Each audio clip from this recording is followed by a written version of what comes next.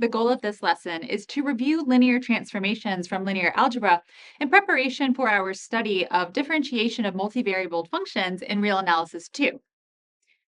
So while I will do like a quick crash course on linear transformations, I hope that most of this is review for you. I'm going to focus in this video on the kinds of algebra that we need in order to begin our study of differentiation. As we learn about differentiation and differentiability for functions of, say, multiple variables, we will bring in some of the geometric meaning of linear transformations, but that's not going to be the focus of this particular lesson. So let's review what a linear transformation even is. It is a function from, say, Rn to Rm so that two conditions hold. So I'm going to state the two conditions separately, and then we will talk about how to roll them together to really just one condition. The first one is that if you take the transformation of a scaled input, so here k is a real number, x is a vector in Rn. The transformation of a scaled vector is the scaled version of the original transformation. Okay, I didn't say that very well, but basically scalars pull out. The second condition is that the transformation of a sum is the sum of the original transformations. So we can write that as t of x plus y is t of x plus t of y. So linear transformation is a function so that these two properties are true. Scalars pull out, and you can break up the function across addition. I want to make a remark here that sometimes when I'm talking about general spaces, as we've been studying up to this point, I don't always put little vector hats where on objects which are vectors. But henceforth, I'm going to try to make a distinction between scalars and vectors with this notation, and I encourage you to do that as well. I think it's beneficial when you're studying functions from Rn to Rm to always keep track of the type of object and the dimension that you're working in. Okay, so I said that these two conditions could be rolled into one, and what we can do is say that satisfying these two properties is equivalent to saying that the linear transformation of any kind of linear combination, so let me write that as ax plus by, is itself a linear combination.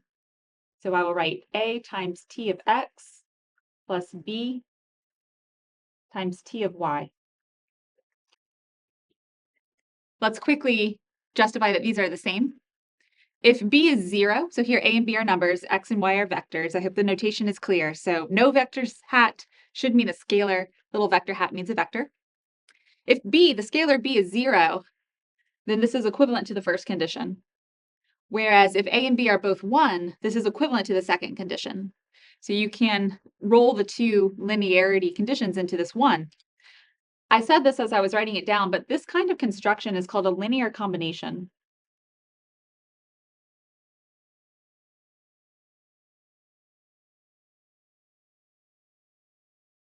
So a linear transformation is a function which preserves the structure of linear combinations.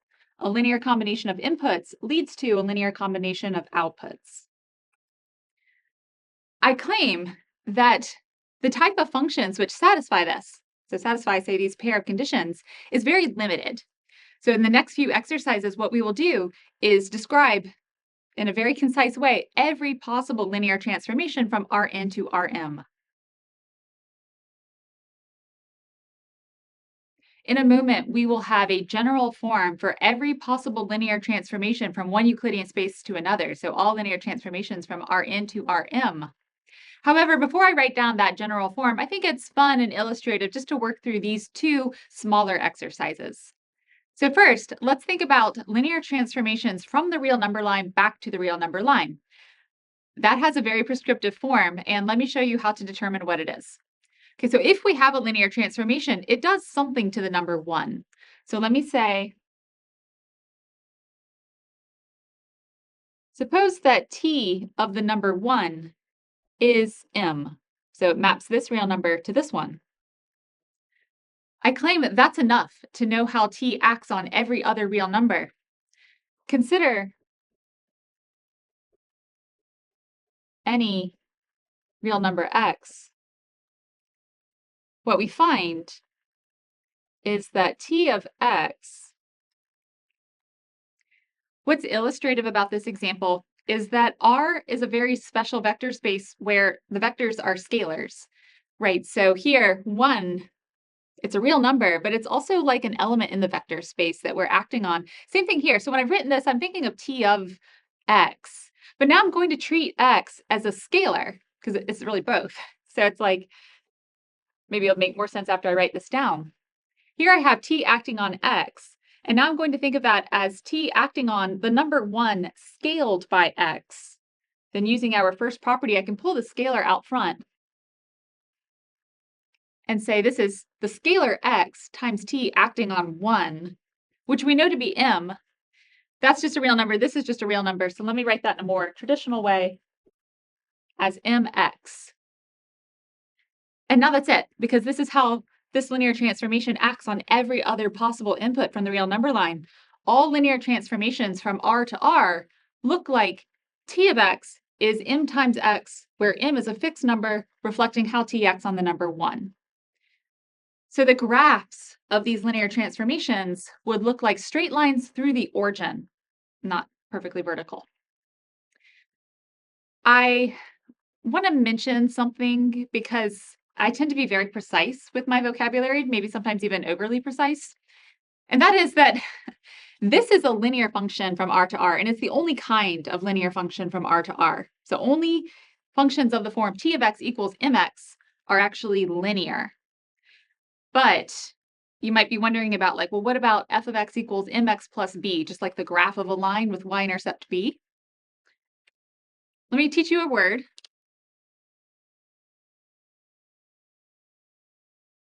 I'm not going to call this capital T because it's not a linear transformation, so let me just call it little f.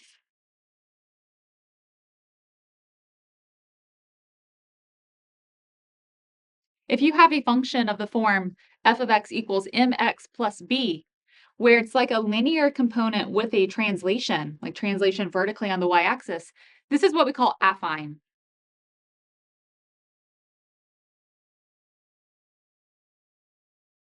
So that's like linear plus a shift or plus a translation.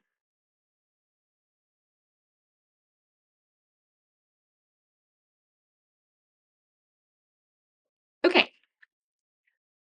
The next exercise we don't actually have to do because we can now just proceed on to our general case, but I just think it's fun to experiment with this kind of maneuver. So I can think of 2 kind of algebraic ways reminiscent of what we did here to figure out how T, any linear transformation from Rn to Rm, must map the origin in the domain. So notice here that I'm trying to indicate, like with my subscript and vector hat, that this is the origin in dimensional space in the domain. Okay, so see if you can do something kind of like this. It'll be some sort of kind of trick, if you will, to figure out where the origin in Rn is mapped to in Rm under the action of a linear transformation. All right, let me show you both ways. I won't write out full sentences. I'll just do the computations here. T of the origin in Rn could be thought of as the scalar 0 times any other vector.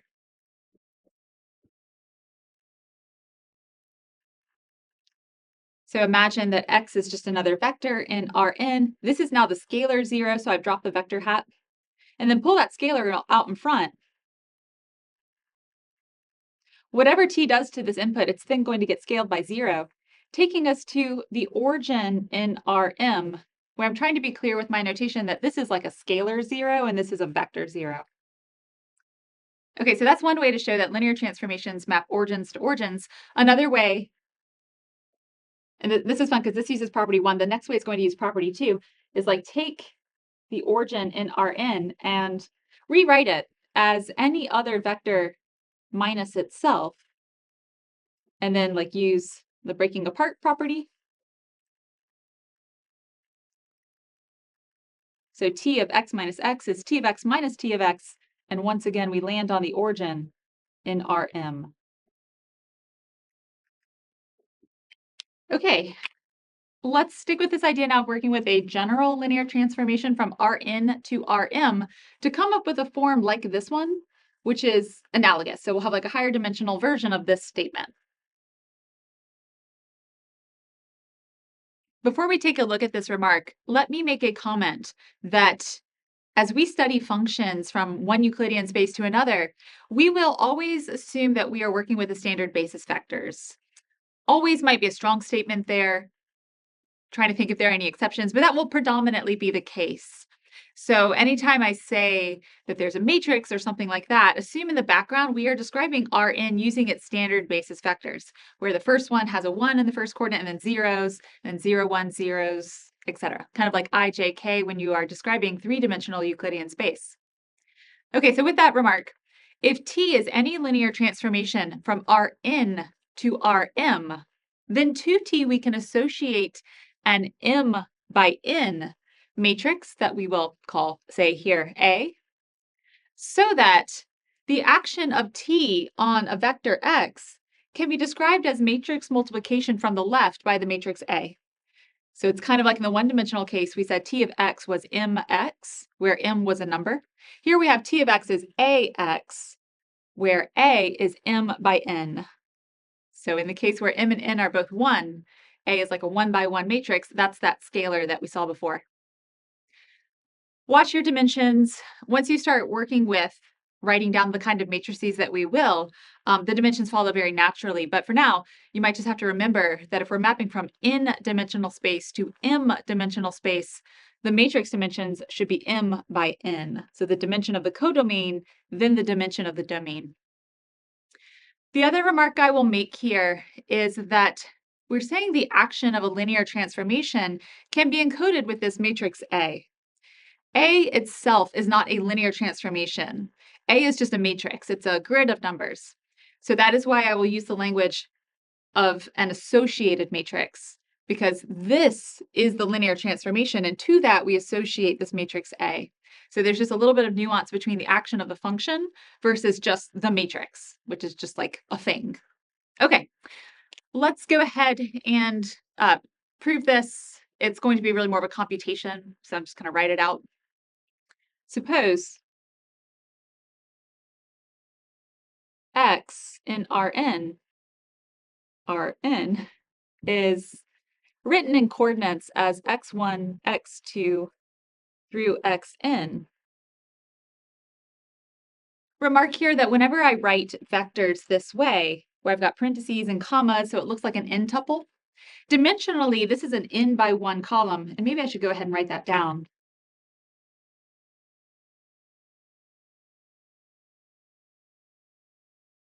The word vector in mathematics typically means column vector, not like a row vector. So if you just say a vector in Rn, you're talking about a column. But of course, the way we write, it's often more space efficient to write these as a row. So that's why they might look horizontal. For me, this is a column vector. If I wanted to write it as a row, my notational convention is to switch to square brackets and just kind of space them apart.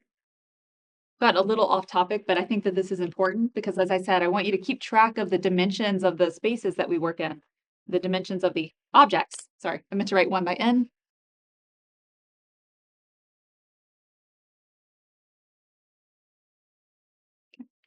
So this is a vector, whereas this is like a row. Okay, so suppose x has this form. This is going to be our notation throughout our study of functions working in Euclidean space. What we can do is take x and write it as a linear combination of the standard basis vectors.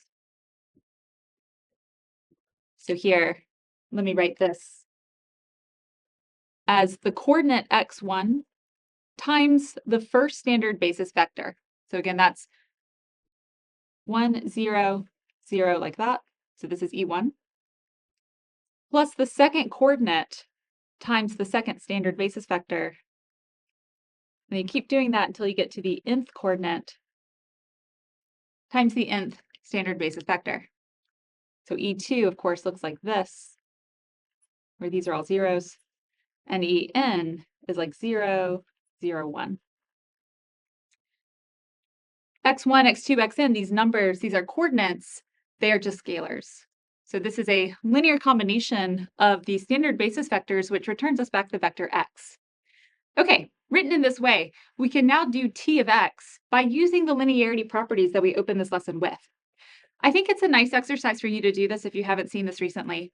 So pause for a moment and go ahead and plug this into t. Using the fact that t is a linear transformation, do some rearrangement here, and then I will come back and show you how to kind of gather everything together and identify what the matrix A is. All right, now I'll catch up with you and do that computation. Then t of x is t of this,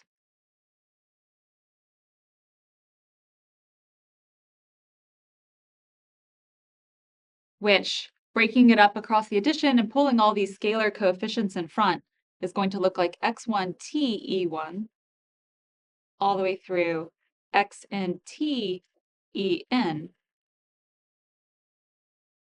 This is a linear combination of vectors. Any linear combination of vectors can be written as a product of a matrix and a vector. If you haven't seen this, or if it's not fresh, let me kind of reorganize this. The action of t on each of the standard basis vectors is going to form the columns of a new matrix. So here I mean like te1 is a vertical vector, it's a column. And that's going to be the first column of a matrix that I'm in the process of writing down. And then we would have te2 is the second column, all the way through ten is the final column. And then this matrix times the vector whose coordinates are x1, x2 through xn. If you expand this product, you'll get back this linear combination of these columns. I mentioned that because often when you learn matrix multiplication, you treat this leading matrix as like more interesting along the row direction because you go like this with your fingers, say, to multiply the matrices. So it's easy when you computationally do a matrix product to think about breaking up the columns of the matrix that you have on the left, when actually the final result is the linear combination of the columns, where the scalars out front are the entries from the vector on the right. Okay, anyway, notice this matrix now has nothing to do with x. This encodes how t acts on the standard basis vectors of Rn. It's independent of x, and this is going to be our associated matrix A. Then this right here is literally x, and this time it's nicely written in column form, so that this product is AX, which is what we wanted. We said that when we have a linear transformation from R to R, if we know how t acts on 1, the number 1, then we can describe how t acts on the whole real number line. This is the analogous result.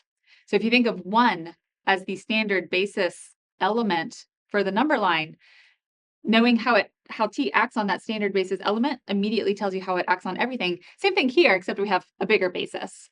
So if you know how t acts on the standard basis vectors, you can work out how it acts on every other vector.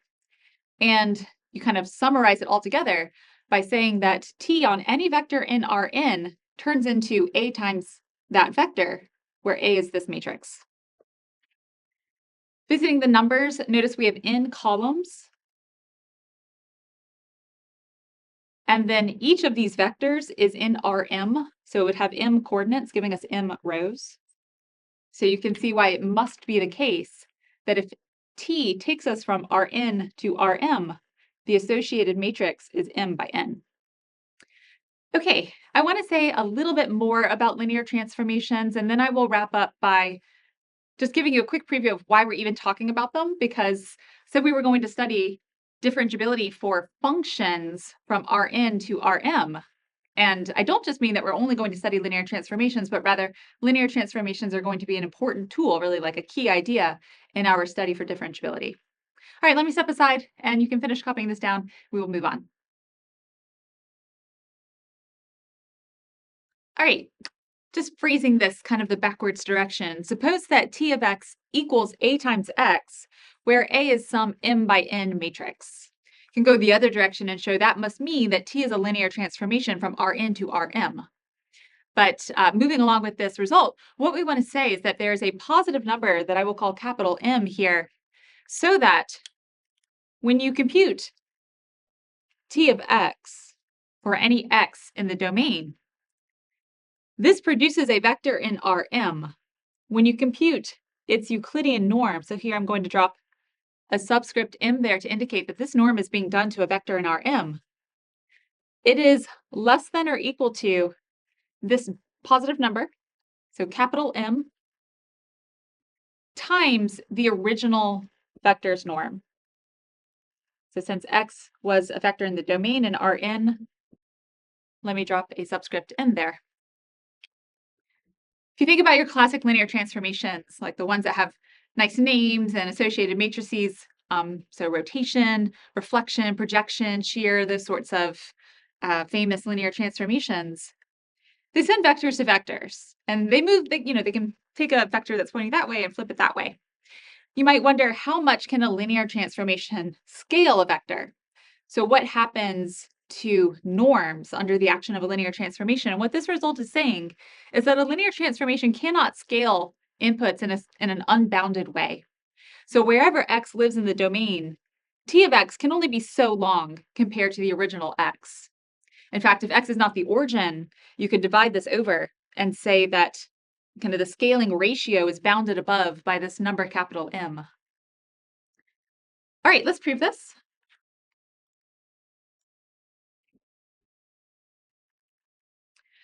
I'm going to do this a little faster, just kind of focusing on the computation. So omitting complete sentences, I'll say them out loud, but I'll just write down the computation. Suppose that x is a vector in Rn, written the same way that we had formed in the previous result. So we wrote out in coordinates. Then t of x is, let me throw the little m there, t of x1 e1 through xn en, just like before. And then let's break up this using linearity, just like before.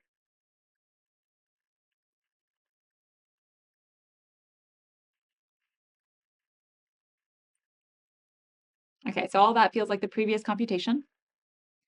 Now I'm going to use the triangle inequality property because we have a nice norm here. So we can break this norm up into pieces, and we can also pull these scalars out. And as we do so, I will remember that when you pull a scalar in front of a norm, you need to take the absolute value. So this is going to be less than or equal to the absolute value of x1 times the norm of t e1. All the little combinations of that form all the way out to the absolute value of the scalar xn times the norm of t en. Let me pause here because now we're looking at something different. My goal is to take this right-hand side and maybe go up in size maybe one or two more times until we can gather all these terms together and say that somehow we're going to land on this expression.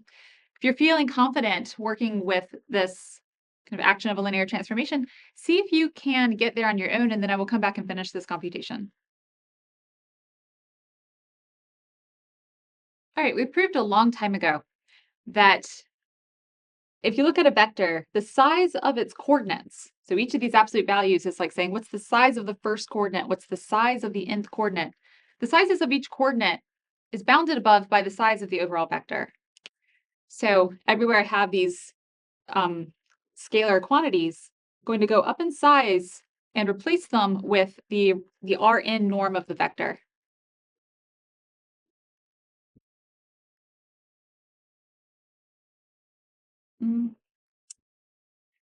I'm going to do two things at once. And since I'm going to do that for every single one of these, all of these factors will have this term in common. So let me go ahead and factor that out at the same time, leaving us with this.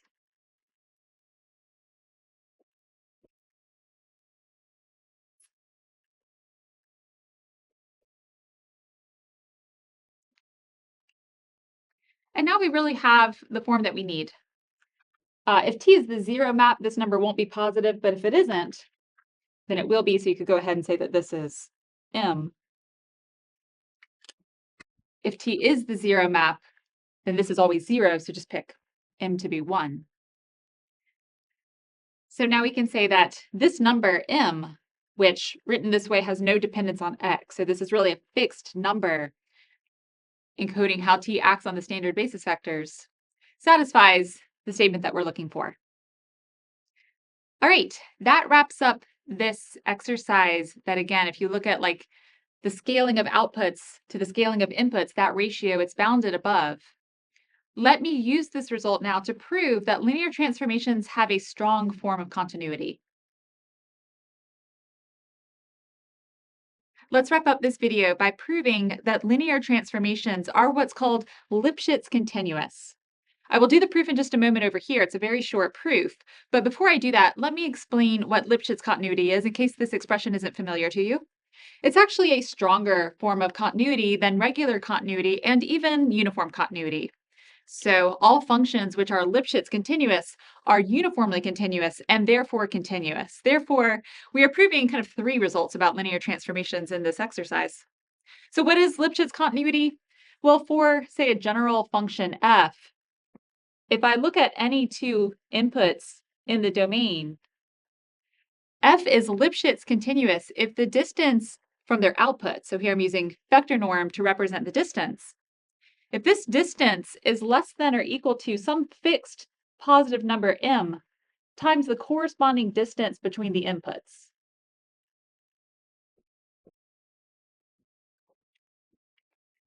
The power with this statement is that these inputs are not necessarily close to each other.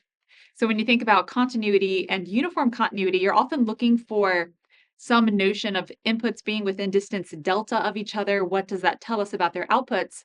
Here we're saying for any pair of inputs from the domain of f is Lipschitz continuous if we can then make this statement about the distance between the corresponding outputs we get when we evaluate f on that pair of inputs. I think it helps to see the power of Lipschitz continuity if we look at a function f from, say, r to r, so that my distance measurements here just reduce down to absolute value.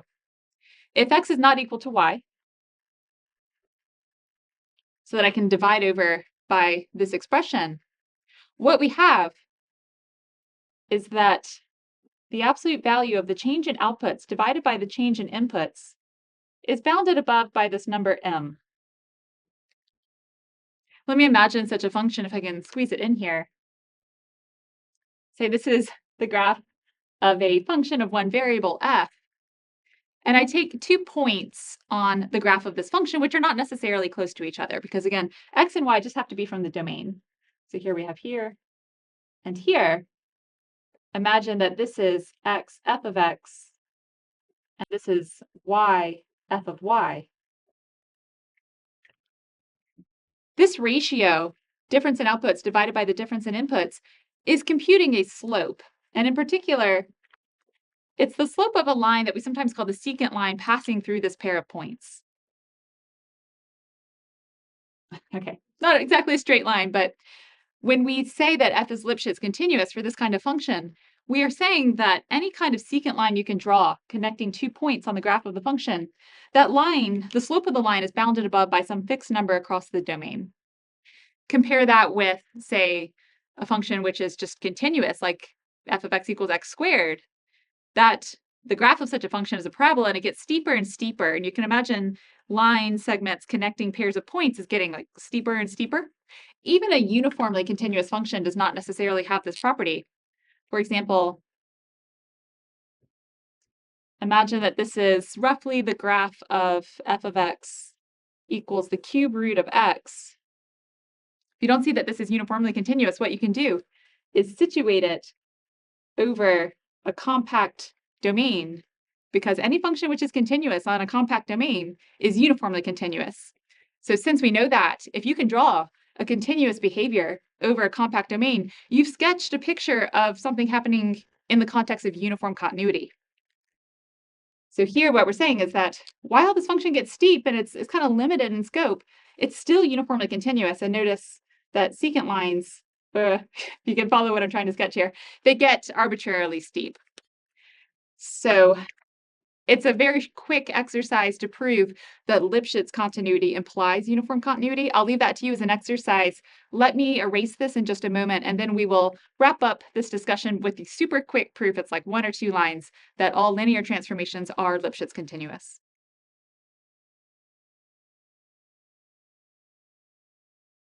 Now that we have a working understanding of Lipschitz continuity, let's prove that all linear transformations are Lipschitz continuous.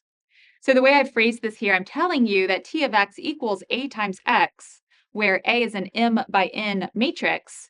Reading it this direction, you could extrapolate from that T is a linear transformation from Rn to Rm.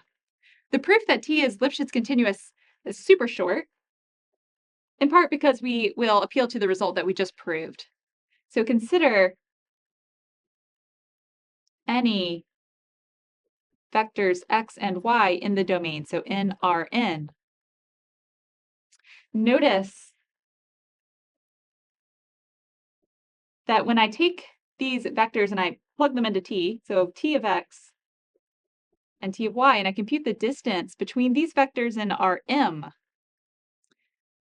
the next step is very special because we are working with a linear transformation. So what I'm about to write down, you can't do for a general function, but for a linear transformation, we can take this difference of outputs and roll them into just one single output from T. Okay, so maybe I should just write it down. We can say T of x minus T of y is the same thing as T of x minus y. So again, going from here to here relies on the linearity of T. But now we are saying, what is the size of this vector in Rm?